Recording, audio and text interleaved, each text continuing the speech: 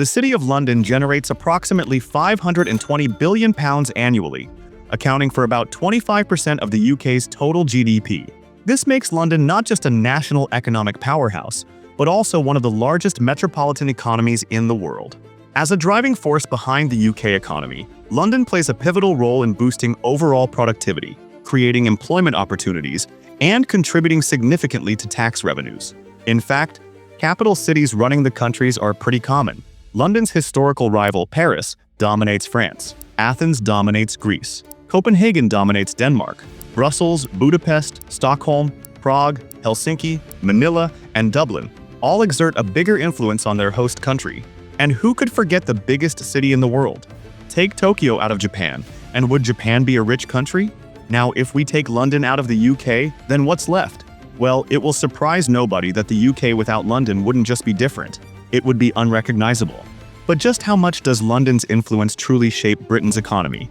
Let's find out. London isn't just another city, it's the lifeline of UK's economy. The city doesn't just produce goods and services, it supports the entire country with higher tax revenues and fiscal transfers to poorer regions. Interestingly, when Brexit came into effect, there were widespread fears that London would suffer the most due to its international financial ties. But the opposite turned out to be true. London has managed to remain resilient, outperforming many other regions despite Brexit-related challenges. To grasp London's economic significance, let's take a look at some numbers.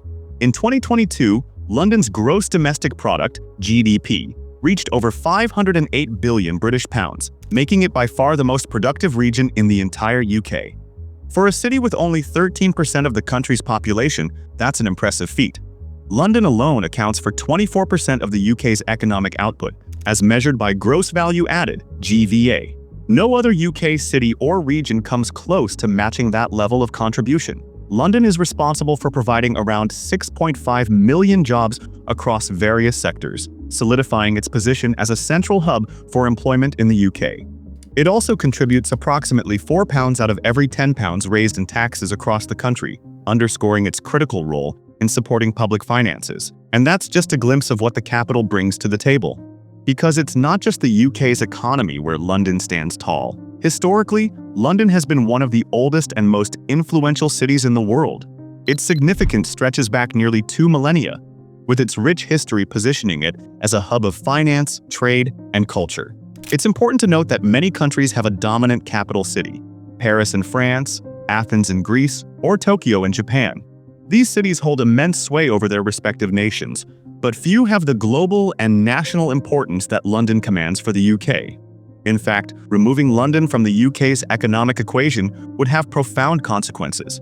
Without London's output and headcount, British living standards would drop by a whopping 14%, placing the UK behind the last of the US states in terms of GDP per capita. Just imagine a 14% loss in living standards from the absence of one city.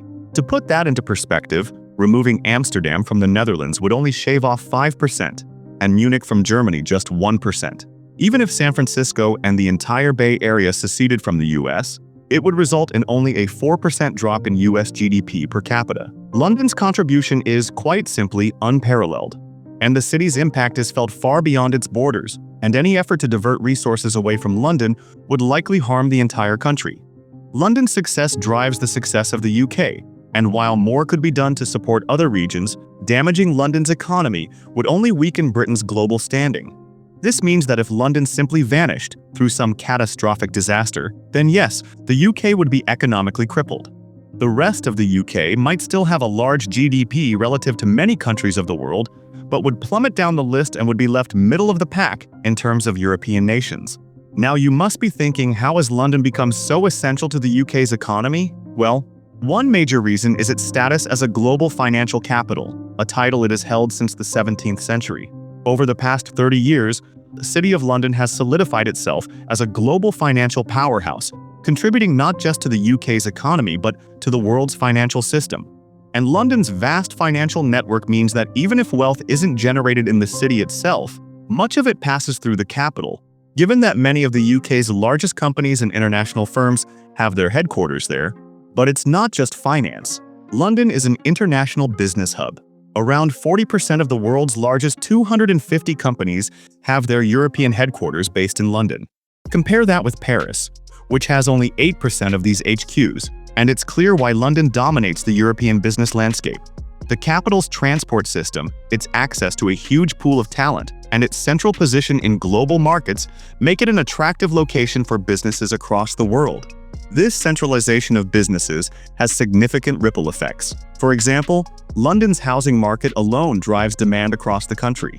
The need for new homes in London boosts the order books for building supply firms in the Midlands, creates jobs for train builders in Derby, and generates work for wheelmakers in Manchester. Even London's public transport needs, such as upgrading the tube, lead to job creation in towns like Market Harborough and Stafford. So, when London grows, the rest of the UK benefits. Another often overlooked aspect of London's importance is its role in the UK's service sector exports. According to the Resolution Foundation, London accounted for almost half of the UK's service sector exports in recent years. Between 2016 and 2021, London's share of service exports rose from 38% to 46%.